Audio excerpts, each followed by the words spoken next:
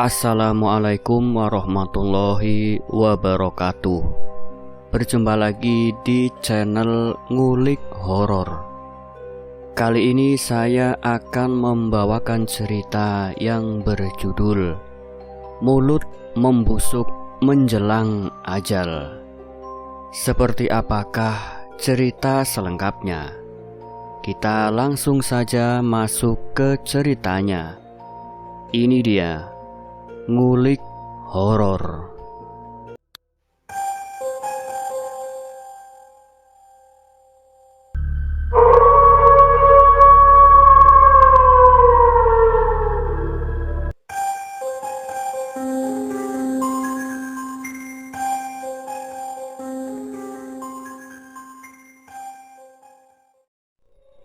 Air mataku tidak berhenti menetes melihat Mama yang sedang terkapar di atas ranjang. Mulutnya dipenuhi koreng. Hanya lenguhan dan rintihan yang tiada henti keluar dari mulut Mama. Bau busuk sukses memenuhi kamar Mama. Mata Mama melotot dan tubuh kurusnya terus mengejang. Disusul lenguhan panjang. Para tetangga pun tak sanggup berlama-lama menjenguk Mama karena aroma yang busuk ini. Hanya aku yang menemani Mama. Berkali-kali aku bisikkan kalimat syahadat di telinga Mama, berharap beliau akan mengikuti ucapanku. Tapi ternyata semua itu tidak ada gunanya. Erangan demi erangan yang keluar dari mulut menganga Mama. Mak, sebenarnya Mama kenapa? Lili sudah ikhlas kalau Mama mau pergi, bisikku di telinga Mama.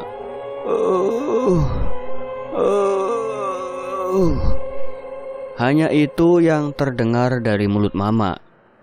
2 bulan yang lalu Mama masih sehat, aktif, dan cantik di usianya yang ke-45 tahun. Mama masih usaha. Mama memiliki sebuah kedai makanan di sebuah kompleks perkantoran. Hidup kami sangatlah berkecukupan. Sedangkan aku sudah 9 tahun ini mengenyam pendidikan agama di pondok pesantren. Saat itu aku mendapat kabar dari bibi bahwa Mama terpeleset di kamar mandi. Aku pun langsung meminta izin kepada Umi untuk segera pulang. Alhamdulillah, izin sudah aku kantongi. Setibanya di rumah, aku langsung ke rumah sakit di mana Mama dirawat. Mama terkena stroke. Aku sangat terpukul mendengar vonis dari dokter. Begitu pula dengan Mama. Beliau nampak sangat frustasi. Mama yang sabar ya. Lili akan merawat Mama sampai sembuh, ucapku pada Mama. Awalnya hanya sebagian tubuh yang sulit digerakkan. Namun lambat laun semua anggota tubuh Mama sama sekali tidak mampu bergerak. Padahal pengobatan yang Mama jalani adalah yang terbaik dari dokter, yang sangat bagus. Tapi itu tidak merubah kondisi Mama sedikit pun. Tabungan Mama yang nominalnya begitu besar perlahan tergerus untuk pengobatan dan kebutuhan sehari-hari. Kedai Mama pun sudah aku gadai saat mulut Mama mulai bengkak, bernanah, dan rongga mulutnya tidak bisa tertutup. Kewajiban sebagai muslim tidak pernah aku tinggalkan. Di setiap doa, ku selalu terselip nama Mama, memohon kesembuhan untuk Mamaku. Kondisi Mama semakin parah. Aku pun pasrah. Jika memang waktu Mama sebentar lagi akan tiba, dan aku sangat mengikhlaskan kepergian Mama. Aku tidak tega melihat Mama tersiksa. Assalamualaikum, seru seseorang dari luar. Waalaikumsalam. Ya Allah, Abah, Umi, mari masuk. Rupanya Abah dan Umi. pemilik pondok pesantren di mana aku menimba ilmu. "Bagaimana keadaan Mama Munduk?" tanya Umi setelah mereka ku persilahkan duduk. Aku menghela nafas. Mama semakin parah, Mi. Aku hampir putus asa. Pengobatan demi pengobatan sudah dijalani, tapi Mama semakin parah." Aku pun terisak. Umi dengan sigap mendekap dan memelukku untuk sekedar menguatkan. "Apa kamu sendirian, Duk? Tidak ada kerabat atau saudara yang menemani?" Kali ini Abah yang bertanya. Aku hanya menggeleng pelan. Mulut Mama membusuk dan baunya sangat menyengat, Bah. Jikapun ada yang menjenguk, pasti hanya dalam hitungan detik mereka akan keluar, ucapku pelan. "Apa boleh Umi dan Abah melihat keadaan Mama Munduk?" "Boleh, Mi. Tapi maaf, bau yang Mama timbulkan sangat busuk," jawabku. Aku mewanti-wanti agar Abah dan Umi tidak kaget melihat keadaan Mama. Kami pun beriringan menuju kamar Mama. Berbagai pengharum ruangan sudah aku gunakan, tapi rupanya tidak mampu menyamarkan aroma bau busuk Mama. Tubuh Mama pun rutin aku bersihkan dari kotoran yang menempel. Setibanya dari kamar, Abah nampak geleng kepala dan menghela nafas. Kondisi Mama memang memprihatinkan. Umi duduk di samping Mama. Tangan Umi mengelus tangan keriput Mama. Mama yang tahu kehadiran kami hanya mampu berkedip saja. "Lili, kamu tahu orang terdekat Mama kamu, seperti adiknya atau kakaknya Mama kamu," ucap Abah setelah memegang kening Mama. Aku berpikir sejenak, karena selama ini aku mondok. Aku tidak tahu kehidupan pribadi Mama. Aku teringat pada bibiku. Dialah yang sering mengunjungi Mama. Mama adalah janda 3 kali. Rupa bapak tiriku pun aku tidak tahu seperti apa, karena Mama hanya memberitahukan via telepon. "Mungkin bibi tahu sesuatu tentang Mama, Bah," kataku pada Abah. "Nanti selepas zuhur panggil bibi kamu ke sini ya, Nduk. Ini sangat rumit," ujar Abah. Baik, Bah," jawabku. Mama adalah anak kedua dari 3 bersaudara. Kakak Mama bernama Yono dan adik Mama bernama Martina. Uwak Yono tinggal di kota sebelah bersama keluarganya, sedangkan bibi Martina tinggal di kelurahan yang sama dengan Mama. Aku adalah Lili Adriana Putri. Bapak dan Mama bercerai saat aku masih duduk di bangku sekolah dasar kelas 5.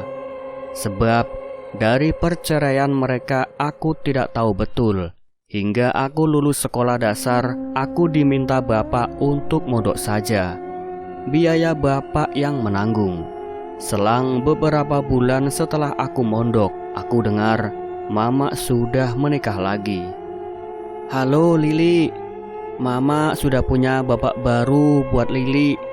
Nanti kalau Lili pulang Mama kenalin ya," ucap Mama kala itu. Tapi belum sempat aku melihat bapak baruku, mereka sudah berpisah kembali. Entahlah, orang dewasa memang aneh, pikirku kala itu. Selama aku mondok, bapaklah yang rutin mengunjungiku. Dia adalah laki-laki yang sangat baik, penyayang, dan lemah lembut. "Duk, jadilah anak yang solehah dan berguna bagi agamamu. Kelak, jika Mama dan Bapak telah tiada, doamulah penyegar bagi kami di akhirat." Begitu tidak Bapak setiap kali menjenguk. Di tahun berikutnya Mama menikah lagi, dan sebagai maharnya Mama dibelikan sebuah kedai di kompleks perkantoran yang pastinya akan selalu ramai saat jam makan siang. Dari sanalah pundi-pundi rupiah yang Mama dapatkan. Aku turut bahagia mendengar Mama menikah lagi. Sesekali Mama mengunjungiku. Itu pun hanya sebatas gerbang pondok saja. Mama tidak mau masuk atau sekedar bertutur sapa dengan Umi atau Abah. Berbeda dengan bapak yang selalu betah jika berkunjung. Namun tak apa, itu pun sudah membuatku sangat bahagia. Ini uang sakumu, Nduk. Mama gak bisa lama-lama. Kami ada urusan penting. Bapakmu sudah menunggu di mobil, ucap Mama seraya memberikan sebuah amplop yang lumayan tebal. Rupanya di mobil hitam itu ada bapak baruku. Tapi kenapa dia tidak mau turun menemuiku? Lili, ayo kita sholat berjamaah, ajak Abah. Baik bah, aku ambil wudhu dulu ya bah, kataku. Setelah itu kami sholat di kamar Mama. Lantunan ayat-ayat Abah begitu merdu. Ketika kami sedang khusyuk, aku mendengar Mama merintih kesakitan.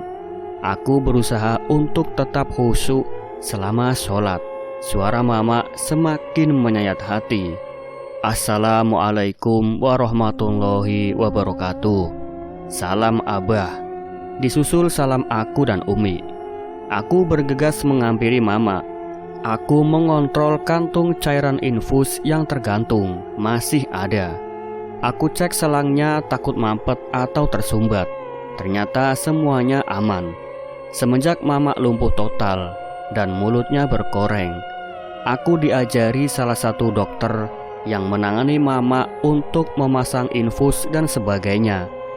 Karena mulut yang seperti itu sangat sulit Mama mendapat asupan makanan. Hati ini sakit melihat Mama seperti ini. Tak terasa bulir air mata kembali menetes. Kenapa Allah memberikan Mama sakit seperti ini? Mama kenapa? Mama lapar, ucapku. Lalu aku meraih bubur cair dan dengan telaten memasukkan ke mulut Mama menggunakan pipet. Bahuku terguncang karena tangis tanpa suara Mama. Umi mengelus kepalaku yang masih berbalut mukena. Sabar ya Nduk, insya Allah Abah bisa membantu Mamamu, ucap Umi. Lalu aku menghapus air mataku. Selesai menyuapi Mama, aku melepaskan mukena dan kembali memakai kerudung. Lili, panggil bibi kamu. Ada banyak pertanyaan yang akan Abah tanyakan kepadanya, pinta Abah. Baik bah. Setelah aku mengecek diaper yang Mama gunakan sudah penuh atau belum, lalu aku pamit pada Umi dan Abah. Terima kasih ya Allah atas kehadiran mereka, ucapku dalam hati saat mulai menstarter motorku. Bukan tanpa sebab, Umi dan Abah sama sekali tidak terganggu atas aroma busuk Mama. Aku lihat Umi sedang khusyuk dengan Al-Quran mininya, dan Abah dengan tasbihnya tak hentinya melafazkan asma Allah. Bibi tolong ke rumah sebentar. Ada Umi dan Abah yang mau ketemu, ucapku pelan pada Bi Martina. Ada perlu apa emang Lil? Gak tahu Bi, sebentar kok gak lama. Aku lihat Bi Martina beranjak dengan malas. Sebentar, Bibi ganti baju dulu. Tak lama Bi Mar keluar. Masker penutup mulut dan hidung tak lupa ia kenakan. Kami kembali ke rumah menggunakan motor metik masing-masing. Aku mengikutinya dari belakang. Saat sampai di depan gang rumah, aku mampir ke Indojuni untuk membeli beberapa cemilan dan minuman untuk Abah dan Umi juga. Secepat kilat aku menyusul Bibi. Aku lihat Bibi, Abah, Umi sedang duduk di ruang tamu. Entah apa yang mereka bicarakan, nampaknya sangatlah serius. Setahu saya keseharian malah tidak macam-macam. Dengan tetangga pun ramah. Sepertinya mustahil kalau sakit yang malah derita adalah sakit yang non medis, kata Bi Martina. Nurmala adalah nama ibuku. Semua terdiam saat menyadari kehadiranku. Aku melangkah masuk seraya mengucapkan salam. "Apa Bibi tahu sesuatu tentang Mama?" tanyaku. Aku pun duduk di samping Bi Martina. "Entahlah Lil, yang Bibi tahu Mamamu adalah orang ramah di lingkungan sini. Tapi..." ucap Bibi. Tapi apa Bi? Katakan sama Lili. Dulu suami ketiga Mamamu ternyata sudah punya istri. Dia adalah bos besar. Dia juga yang membelikan Mamamu kedai. Istrinya datang marah-marah dan sempat berkelahi. Sumpah serapah keluar dari mulut istri pertama bapakmu, kata Bibi Martina. Mungkin ini ada kaitannya dengan keluarga mantan suami Mamamu Lil. Ada baiknya kamu mencari tahu tentang ini, usul Abah. Aku pun setuju akan usulan lelaki sepuh itu. "Baik Bah, nanti Lili coba," tukasku. "Semoga kita segera menemukan titik terang tentang sakit Mamamu ya Nduk," ucap Umi. "Apa Bibi tahu alamat rumah mantan suami Mama?" tanyaku pada Bibi. "Kalau rumahnya Bibi nggak tahu, tapi kalau alamat kantornya Bibi tahu. Karena dulu Mamamu sempat bercerita," jawab Bibi. "Rupanya kantor mantan suami Mama masih satu kompleks dengan kedai Mama. Besok pagi aku akan coba menemui beliau." Setelah Bibi dan Abah berbincang-bincang dengan ditemani cemilan yang aku hidangkan, Bibi pun pamit. Sore setelah asar, Umi dan Abah juga mohon undur diri. "Nanti kalau ada apa-apa atau ada sesuatu hal yang penting, segera hubungi kami ya Nduk," pesan Umi. "Baik Mi, Umi hati-hati. Terima kasih atas kunjungannya." Aku melambaikan tangan pada dua orang yang aku segani itu. Semoga mereka selalu dalam lindungan Sang Maha Kuasa. Rumah pun kembali senyap. Hanya terdengar suara lenguhan Mama. Aku menghampiri Mama untuk membersihkan tubuh Mama menggunakan air hangat dengan waslap. Lalu aku mengganti diapernya. Bau busuk ini sama sekali tidak menyurutkan aku untuk merawat bidadari surgaku. Semoga baktiku menjadi amalan baikku. Di pondok, aku selalu diajarkan nilai-nilai agama, terutama untuk menghormati kedua orang tua. Pelajaran yang diajarkan di pondok berusaha kuserap. Karena itulah pesan Bapak. Ah, iya, Bapak. Saking sibuknya aku mengurus Mama, aku hampir lupa mengabarkan pada Bapak atas kondisi Mama. Meskipun Bapak sudah memiliki keluarga, tapi perhatian Bapak terhadapku tidak pudar. Selepas sholat Isya, aku meraih ponsel dan menekan kontak bertuliskan nama Bapak. "Halo, Assalamualaikum Bapak," ucapku saat Bapak mengangkat panggilanku. "Waalaikumsalam anakku. Bagaimana kabarmu Nduk?" ucap Bapak. "Aku baik-baik Pak, tapi tidak dengan Mama." Lalu aku menceritakan kondisi Mama pada Bapak. Aku mendengar Bapak tersentak kaget. "Apa kamu tahu kenapa dulu Bapak dan Mama bercerai Nduk?" kata Bapak. Suara Bapak nampak serak, seperti orang yang sedang menangis. "Tidak Pak, dulu aku masih kecil, jadi tidak begitu paham akan urusan orang dewasa. Setelah aku dewasa pun, aku segan untuk bertanya, karena ini urusan pribadi," ucapku. Sebenarnya Mamamu dulu sempat menjadi murid seorang paranormal. Bapak melarangnya, karena itu bertentangan dengan agama kita. Itulah pemicu atas perceraian kami Nduk. Astagfirullah. Apa sakit Mama karena itu Pak? Bapak tidak bisa memastikan Nduk. Nanti kalau Bapak libur, Bapak sempatkan untuk menjenguk Mama ya. Ya sudah, Bapak mau istirahat, sudah malam. Kamu juga istirahat ya, Cak Ayu. Assalamualaikum. Waalaikumsalam. Ya Allah, sebenarnya apa yang terjadi selama aku mondok? Aku akan cari tahu secepatnya. Tolong Lil, Mama sudah tidak kuat, sakit. Aku lihat Mama tengah duduk meringkuk di bawah pohon akasia yang menjulang tinggi. Lili pasti akan bantu Mama. Tapi bagaimana caranya, Mak? Ucapku. Aku berdiri berjarak 3 meter di depan Mama. Belum sempat Mama menjawab, tiba-tiba kepala Mama mendongak ke atas. Aku lihat mulut Mama mengeluarkan darah pekat. Mata Mama melotot sempurna. Lalu mulut Mama perlahan terbuka, dan semakin lama semakin melebar hingga ke telinga. Erangan Mama menyayat hati siapapun yang mendengarnya. Aku ingin menolong Mama, tapi aku tidak bisa beranjak dari tempatku berdiri. Seperti ada sesuatu yang menahannya. Aku hanya bisa menangis, menyaksikan Mama yang meronta-ronta kesakitan.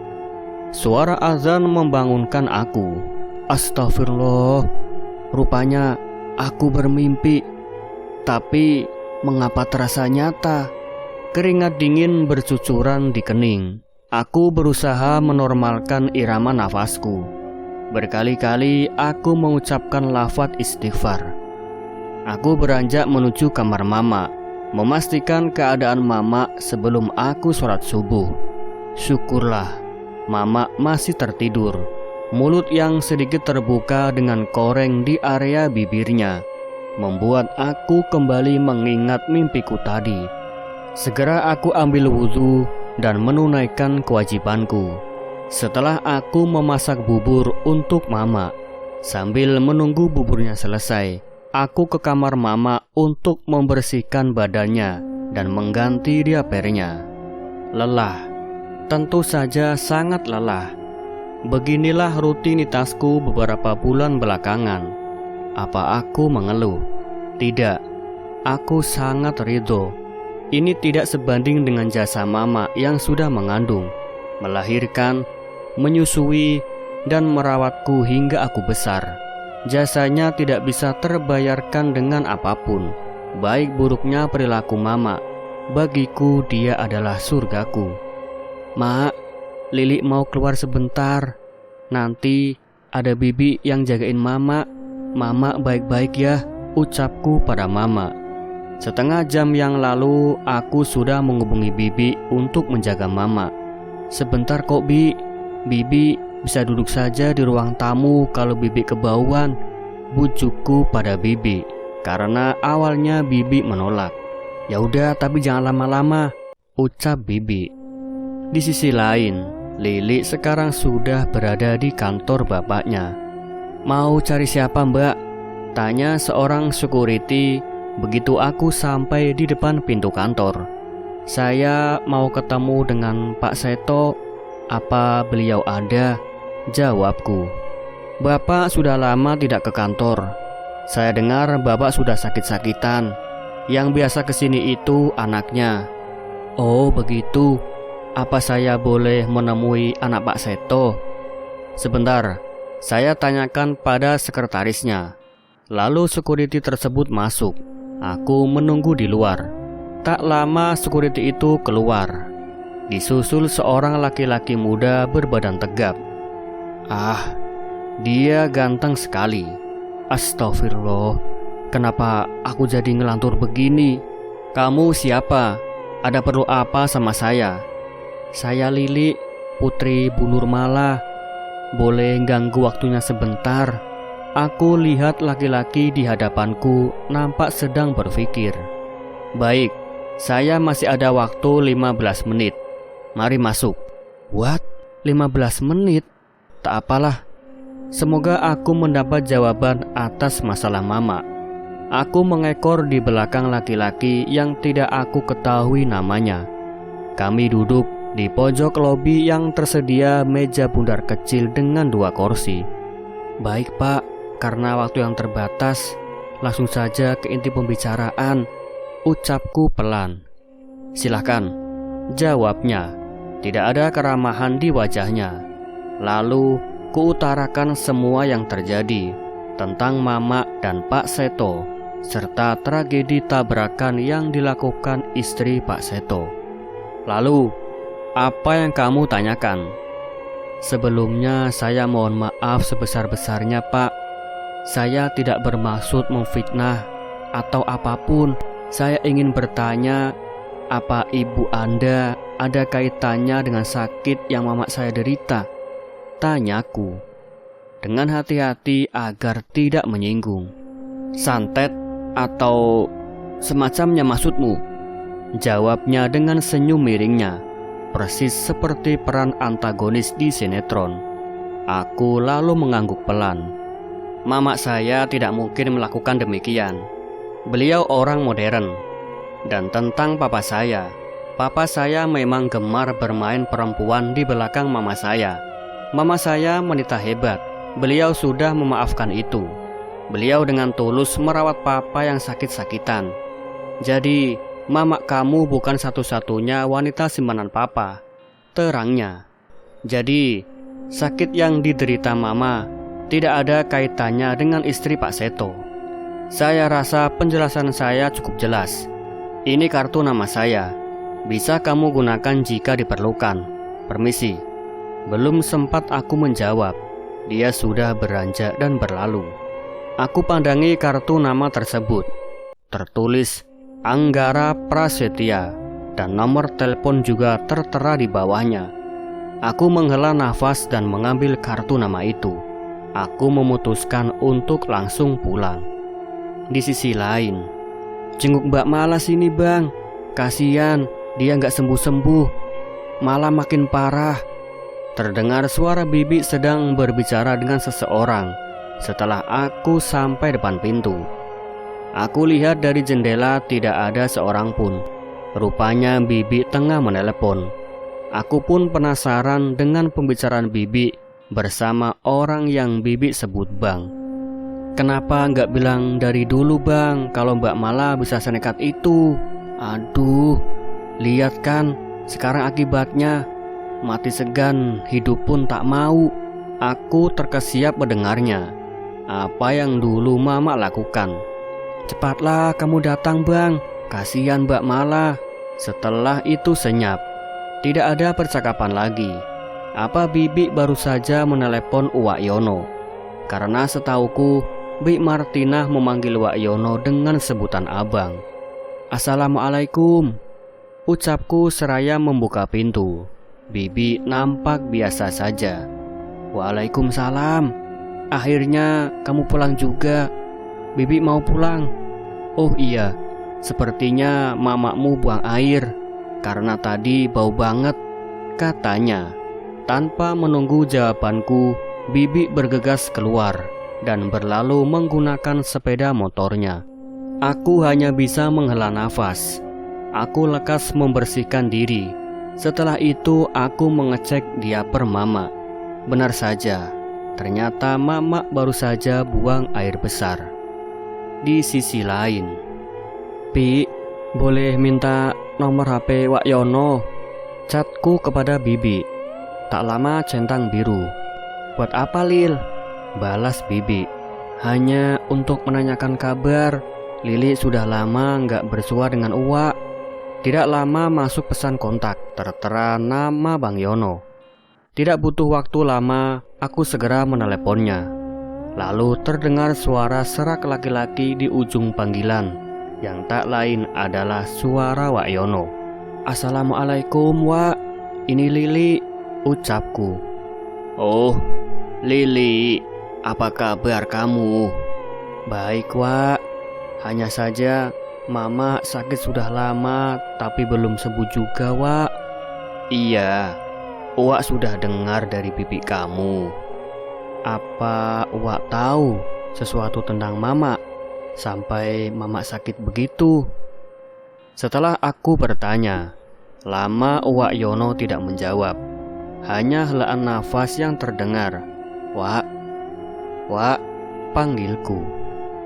Lili, mamamu itu punya susuk di bagian lidah yang bertujuan agar semua ucapannya dituruti oleh lawan bicaranya, kata Uwak lirih, namun mampu membuatku tersentak. Apa, Wak?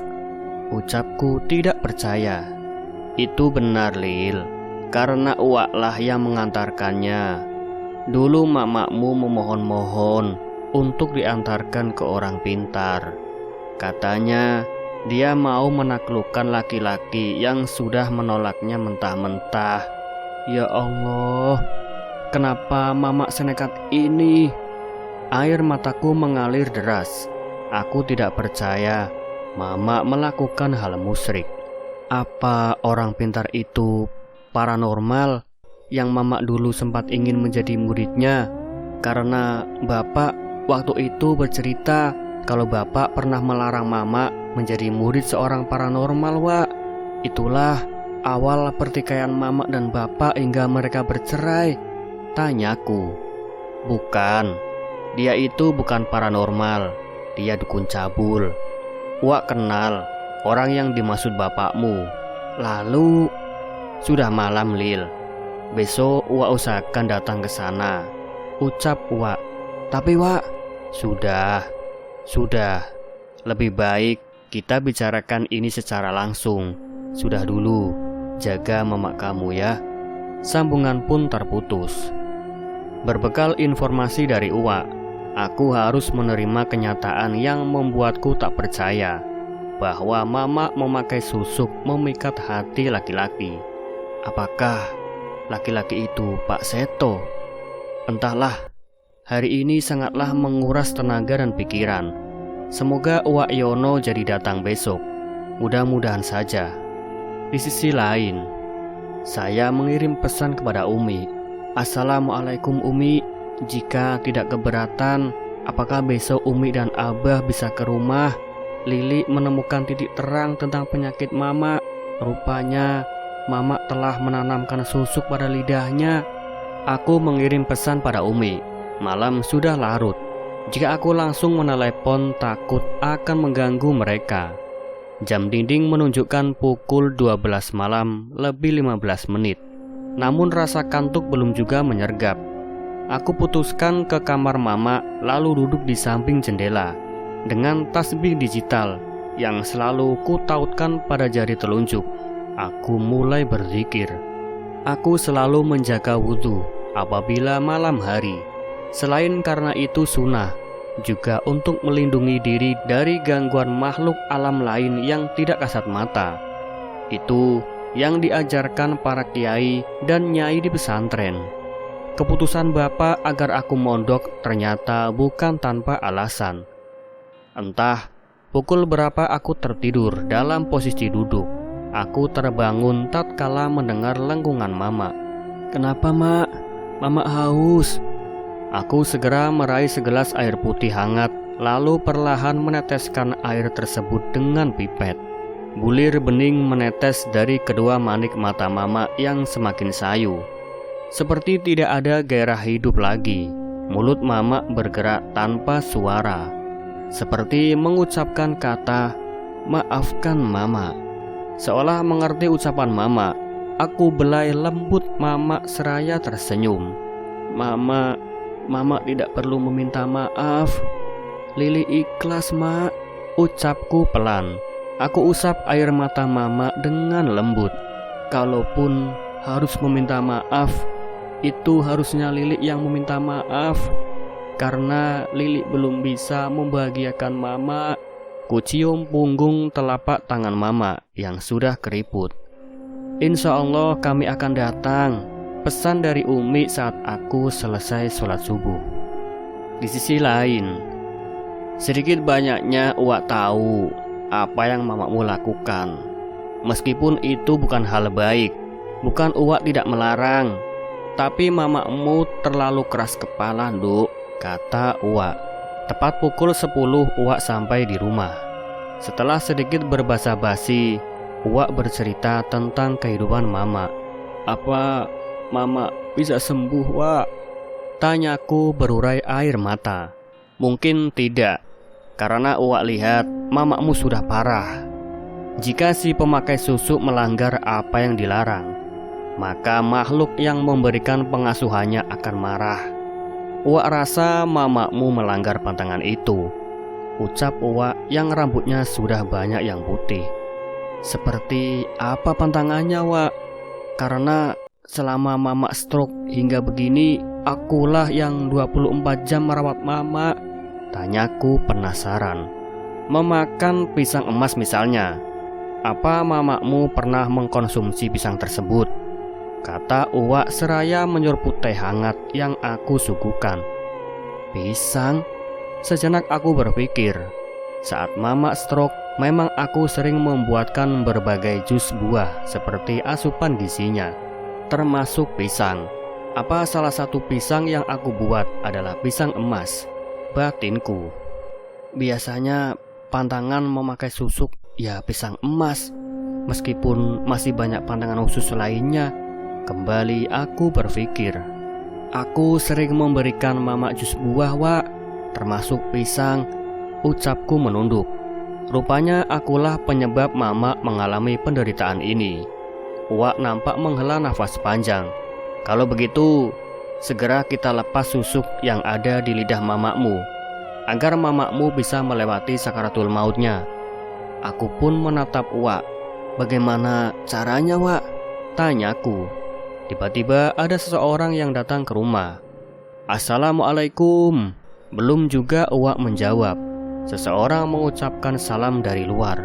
Waalaikumsalam. Rupanya Abah. Mari masuk, Bah. Ternyata Abah yang datang. Tapi mana Umi? Umi sedang istirahat, asam uratnya kambuh.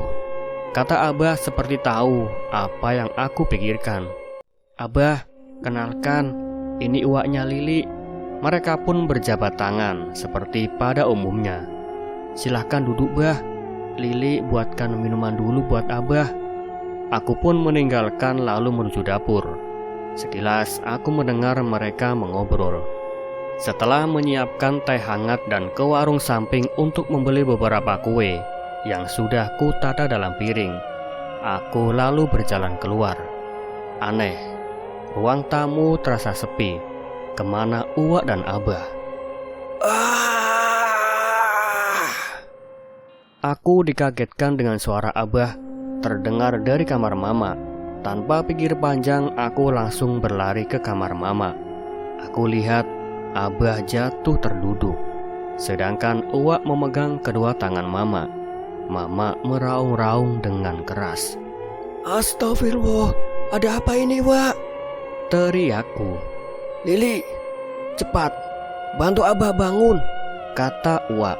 Aku langsung membantu Abah yang sedang susah payah untuk bangun. Lekas berwudu, pakai mukunamu. Cepat, Lili, cepat, perintah Abah.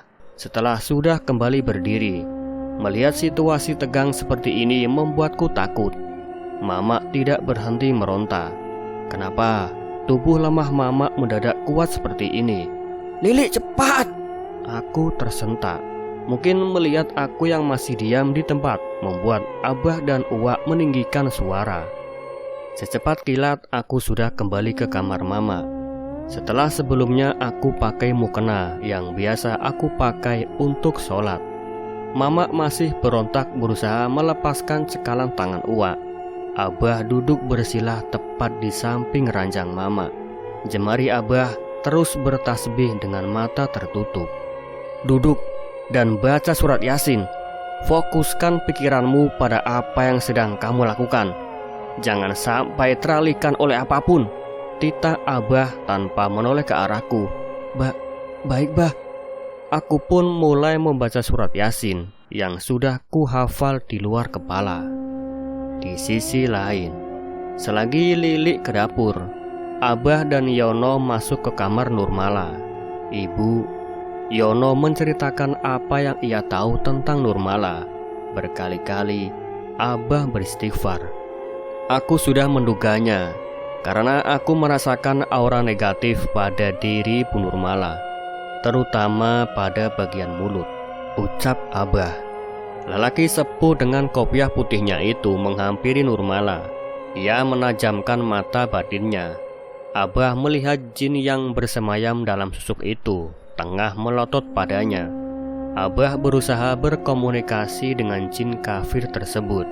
"Pergilah, urusanmu dengan manusia ini telah selesai," ucap Abah. "Tidak, jangan ganggu urusanku. Dia akan kubawa ke alamku." Jin itu menolak untuk pergi. "Pergi, atau aku bakar kamu." "Daripada aku harus pergi, lebih baik kita bertarung," tantang jin itu yang seluruh tubuhnya berwarna merah dengan tanduk yang melengkung di kedua sisi kepalanya. Perkelahian beda makhluk itu pun terjadi. Yono sama sekali tidak dapat melihat perkelahian tersebut. Hanya saja tubuh Nurmala bereaksi saat jin menyerang melawan Abah. Jika Yono tidak mencekalnya dengan kuat, mungkin Yono juga akan diserang oleh Nurmala. Ketika Abah lengah, jin itu langsung menghujamkan serangan pada Abah, hingga Abah terjungkal di saat bersamaan. Lili datang karena mendengar kegaduhan dari kamar ibunya. "Lekas berburu dan gunakan mukenamu. Cepat, Li!" pinta Abah. Lili yang belum memahami situasi hanya terdiam. Melihat keponakannya diam mematung, membuat Yono meninggikan suaranya dan menyuruh apa yang Abah suruh. Lili pun tersentak dan mulai memahami apa yang terjadi. Hanya dalam hitungan menit, Lili sudah kembali dengan mukena yang sudah ia kenakan. "Duduk dan baca surat Yasin. Fokuskan pikiranmu dengan apa yang kamu lakukan. Jangan berhenti apapun yang terjadi," perintah Abah. Lili yang notabene adalah anak santri yang sudah 9 tahun mondok. Membaca surat Yasin bukanlah hal yang sulit. Bahkan ia sudah hafal tanpa melihat Al-Quran. Nur lawan Nur. Jangan sampai jin itu membawa jiwamu. Eling Nur, eling." Yono semakin kalut karena tubuh Nurmala yang terus menggelincang hebat. Suara merdu Lili yang telah melantunkan ayat-ayat suci Al-Quran berhasil memenuhi ruangan itu. Abah kembali ke posisi semula, duduk bersila dan meraga sukma. Meskipun suara erangan ibunya semakin kencang memekakkan telinga, Lili berusaha tetap fokus. Dengan kuasa Allah dan doa suci dari seorang anak untuk ibundanya, Qaddaratullah mampu mengalahkan jin kafir itu. Jin itu berteriak keras dan berusaha menyerang Lili. Namun belum sempat mengenai Lili, jin itu terpental dengan sendirinya. Di saat bersamaan, Abah melempar tasbih yang terbuat dari kayu kauka itu. Tasbih itu mendarat tepat di leher jin bertanduk dua tersebut. Dengan kekuatan yang Allah titipkan kepada Abah, Abah membakar jin itu dengan doa penghancur jin. Api biru kemerahan melahap habis rupa jin itu. Nurmala yang sedari tadi tidak berhenti berontak langsung terdiam. Abah kembali memasuki raganya, sedangkan Yono terduduk dengan nafas yang memburu karena kelelahan. Shadaqallahul Adzim. Lili pun telah menyelesaikan tugasnya. Mama kenapa, Bah?" tanya Lili. Jin yang ada pada susuk mamamu marah dan tidak mau pergi. Tapi sekarang alhamdulillah, berkat Lili dan tentunya atas izin Allah, mamamu sudah terbebas dari jeratan jin kafir, kata Abah seraya mengusap buliran keringat di kepalanya. Alhamdulillah, ucap Lili dan Yono secara bersamaan. Lalu sekarang bagaimana, Bah? Tanya Yono pada Abah. Selanjutnya kita akan menarik susuk itu untuk keluar, tanya Abah. Lili, kamu sebagai ahli waris satu-satunya, kamu harus mewakili mamamu untuk meminta maaf kepada orang-orang yang pernah mamamu sakiti. Ini untuk mempermudah penarikan susuk itu. Mungkin Nyawa mamamu juga akan terlepas saat itu juga, kata Abah lagi. Lili mengangguk paham. Ia melihat dengan nanar ibunya yang terpejam dengan bibir yang tebal, memerah karena borok di dalam mulutnya. Ia harus bergerak cepat. Ia tidak ingin mengulur waktu. Ibunya tengah sekarat dan menunggu maaf dari orang yang pernah dia sakiti. Pak Seto dan istrinya adalah orang pertama yang Lili akan datangi. Lili ingat akan kartu nama yang diberikan anak dari Pak Seto. Di sisi lain, teriknya hari itu, teriknya panas matahari tidak menyurutkan niatku untuk berkunjung ke kediaman Pak Seto. Berbekal alamat yang Mas Anggara berikan melalui chat di ponselku. Sebelumnya, aku telah menghubungi Mas Anggara untuk mempertemukanku dengan kedua orang tuanya. Namun, karena sesuatu pekerjaan yang tidak bisa ia tinggalkan, akhirnya aku hanya diberikan alamat rumahnya.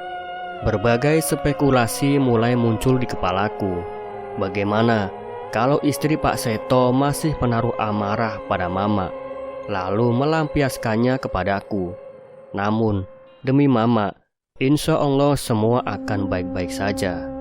Mama di rumah dengan Uwa dan Bibi, sedangkan Abah pulang ke rumahnya untuk mengambil peralatan guna pengambilan susuk, seperti daun kelor dan air bidara.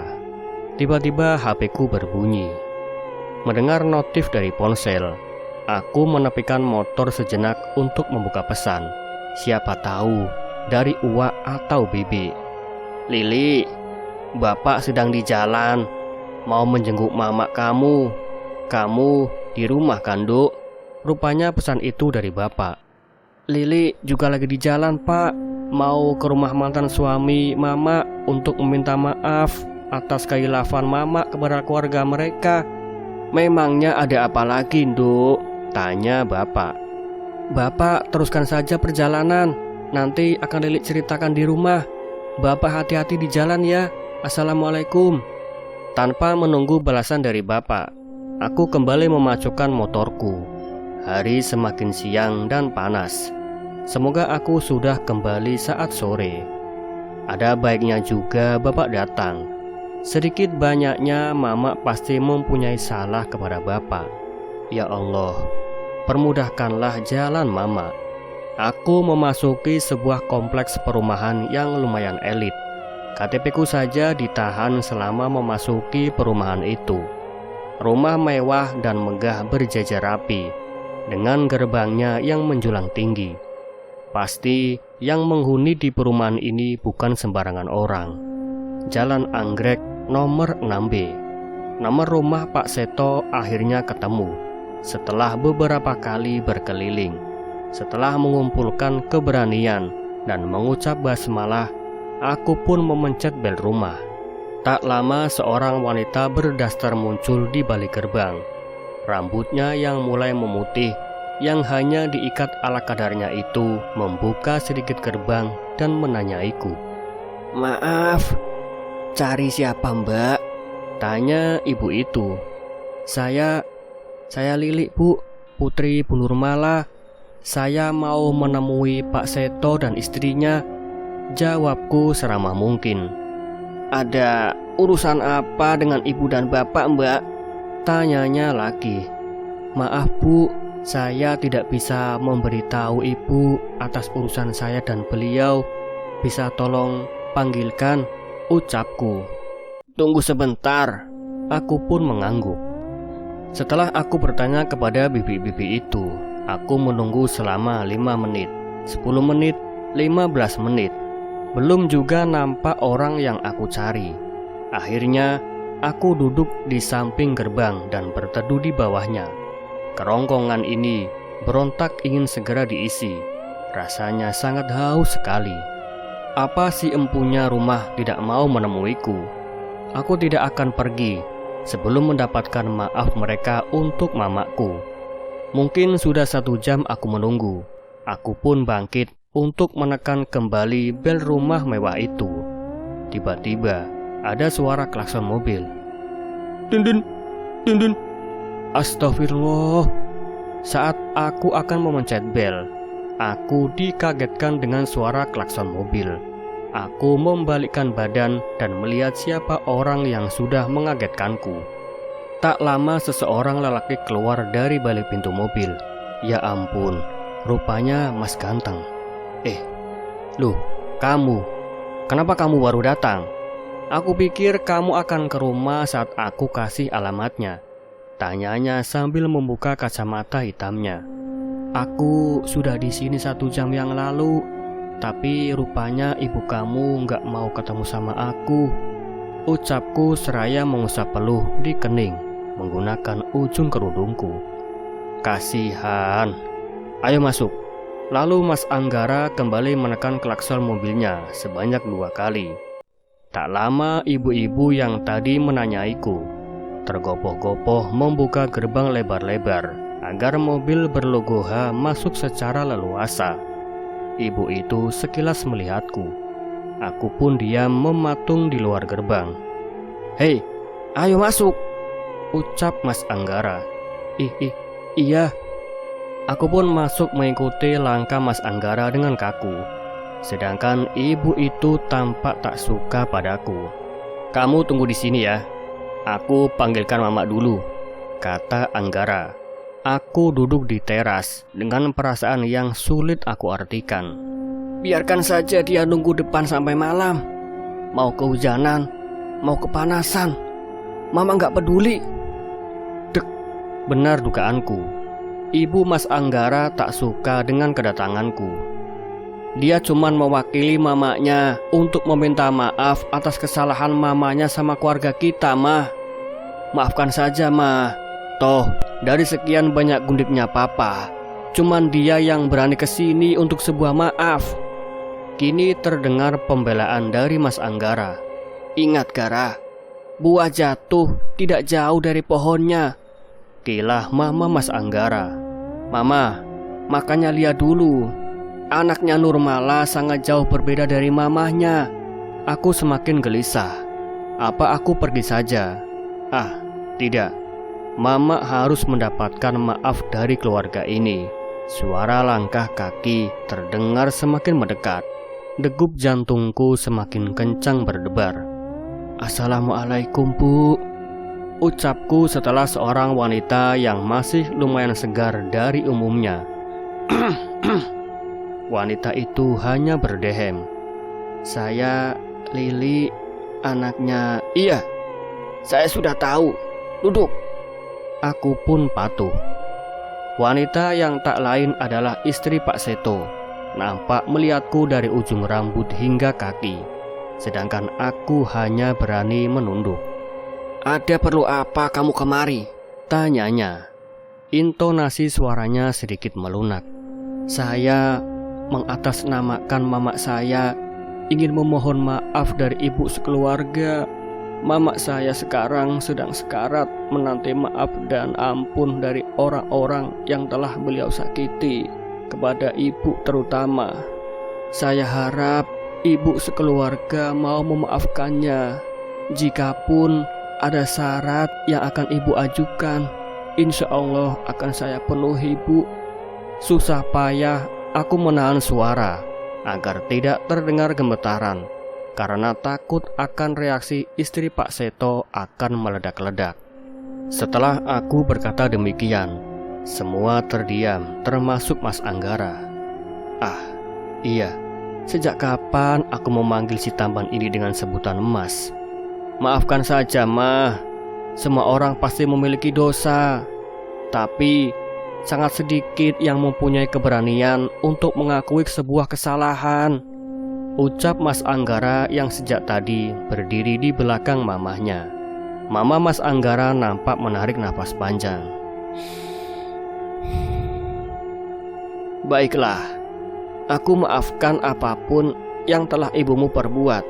Semoga dengan maaf dariku memudahkan jalan urusan mamamu, ucapnya.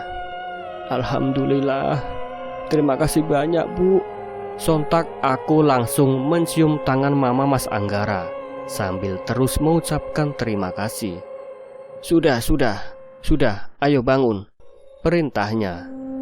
Sedangkan aku sudah tidak pedulikan baju dan kerudungku yang sudah kusut berantakan. "Lili gak disuruh masuk mah," kata Mas Anggara. Gak usah mas, saya harus buru-buru pulang. Mama saya harus tahu kalau beliau sudah dimaafkan," ucapku seraya berdiri. "Mau aku antar?" tawarnya. "Nggak perlu mas, saya bawa motor sendiri kok. Sekali lagi terima kasih banyak ibu dan Mas Anggara. Semoga Allah selalu memberkati ibu dan Mas Anggara. Saya permisi bu." Sekali lagi saya mencium tangan mama Mas Anggara dan langsung bergegas pulang. Di sisi lain, "Malah, insya Allah aku sudah memaafkan kamu secara lahir batin," ucap bapak seraya mengelus pucuk kepala mama. Aku juga menghampiri mama dan menggenggam tangan mama. "Mak, istri Pak Seto sudah memaafkan mama, dan Lili juga sudah mengikhlaskan mama. Semoga maaf dari kami semua mengurangi beban mama." Air mataku menetes membasahi tangan mama. Lalu Uwak dan Bibi secara bergantian mendekati mama. Para tetangga pun datang dan menghampiri mama lalu membisikkan sesuatu. "Hari sudah mulai petang, bisa Abah lakukan sekarang," ucap Abah yang sudah siap dengan beberapa ranting daun kelor di tangan. Air bidara sudah dicampurkan pada satu bak air. "Silakan Bah," ucapku. Abah pun mendekati mama. Semua orang dalam kamar menepi untuk memberi ruang Abah agar lebih leluasa. "Lili, tolong bantu Abah doa ya," kata Abah. Dengan kemampuanku menghafal Al-Quran, aku membaca dalam hati. Semua orang menyaksikan bagaimana Abah memercikkan air dari daun kelor ke seluruh anggota tubuh mamaku, terutama bagian mulut. Mama terdengar merintih. Mulut Abah pun tak henti-hentinya untuk berkomat-kamit membaca doa. Tak butuh waktu lama, Mama menggelijang hebat. Semua orang yang menyaksikan merasa iba pada Mama. Aku pun tak hentinya meneteskan air mata. Bapak memeluk pundakku ini. Lalu kepalaku dibenamkan pada dada bidangnya. "Sabar ya Nduk, terus baca ayat-ayat Allah," ucap bapak. Kemudian aku menutup mata. Selain tidak ingin melihat mama kesakitan, juga agar bacaan yang tengah aku baca tidak salah. "Alhamdulillah," ucap Abah setelah kurang dari 1 jam melakukan proses penarikan susuk. "Bagaimana Bah?" tanya bapak pada Abah. "Susuk itu sudah berhasil terangkat. Lihatlah," kata Abah. Aku pun maju untuk melihat rupa susuk laknat itu. Susuk itu berwarna emas dan sebesar ujung jarum pentul. Jadi itulah tempat jin kafir itu bersemayam. Kita apakan benda itu, Bah?" tanyaku. "Kita buang saja ke laut agar sulit ditemukan orang," kata Abah. Lili, sini nak." Aku terperanjat kaget mendengar Mama bersuara. Ini kali pertama Mama mengeluarkan suara dengan jelas sejak lumpuh. Iya mak, ini Lili." Aku menghampiri Mama. Aku memeluk erat tubuh Mama. Terima kasih anakku, solehahnya Mama, ucap Mama terbata-bata. "Iya mak, iya, Lili sayang Mama. Lili akan merawat dan mendoakan Mama," ucapku masih memeluk Mama. Tiba-tiba Mama sesak nafas. Aku pun melonggarkan pelukan, tapi masih memeluk pundak Mama. Mama masih sesak nafas. Mata Mama memutih semua. "Bisikan kalimat syahadat Lili," kata Abah lantang. Aku pun dengan kemudian membisikkan kalimat syahadat di telinga Mama.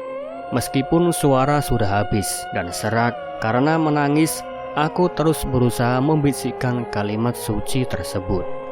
Air mataku banjir meluap menyaksikan Mama dengan susah payah menggerakkan mulutnya untuk mengikuti ucapanku. Tak lama Mama lemas dalam pelukanku. Lalu Abah mengampiri dan mengecek denyut nadi serta lubang hidung Mamaku. Innalillahi wa inna ilaihi roji'un, ucap Abah diikuti orang-orang yang ada di kamar ini. Aku kembali mengeratkan pelukan dan memanggil-manggil Mama. Mak, semoga Mama tenang di sana ya, Mak. Lili akan mendoakan Mama di setiap hari, ucapku dalam hati, karena suara sudah benar-benar habis. Lili, sudah Nduk, lepaskan Mama. Nanti saat prosesi memandikan jenazah, kamu gunakan air bak yang berisi air bidara itu ya, Nduk, untuk menghalau jin atau iblis yang akan mengganggu jasad Mamamu, kata Abah. Semua orang mulai sibuk dengan tugas yang diberikan Abah. Ada yang bertugas menggali kubur, ada yang bertugas mengumumkan kematian Mama di speaker masjid, ada pula yang bertugas memasang tenda. Sedangkan aku duduk di samping Mama dengan Al-Quran di tangan. Semua isi dalam kitab suci aku persembahkan untuk Mamaku. Tak lupa aku memohon kepada Allah Subhanahu wa Ta'ala untuk mengampuni dosa-dosa Mamaku. Saat memandikan Mama, aku turut ikut serta. Aku membaca doa yang sebelumnya telah Abah ajarkan, lalu perlahan mengguyur tubuh kaku Mama dengan air bidara dari ujung rambut hingga kaki. Aku bersihkan setiap lekuk tubuh Mama dengan benar-benar bersih untuk terakhir kalinya. Setelah serangkaian mengurus jenazah selesai, kini waktunya Mama dikebumikan. Lihatlah gundukan tanah merah ini. Tidak ada lagi kesakitan yang mendera Mama. Semua serasa damai. Aku pun berusaha untuk tidak menangis lagi, karena kata Abah, itu akan menghambat kepergian Mama ke alam baka. Beristirahatlah dengan tenang, Mamaku. Dan cerita pun selesai. Nantikan cerita-cerita mistis selanjutnya hanya di channel Ngulik Horor. Sekian, wassalamualaikum warahmatullahi wabarakatuh.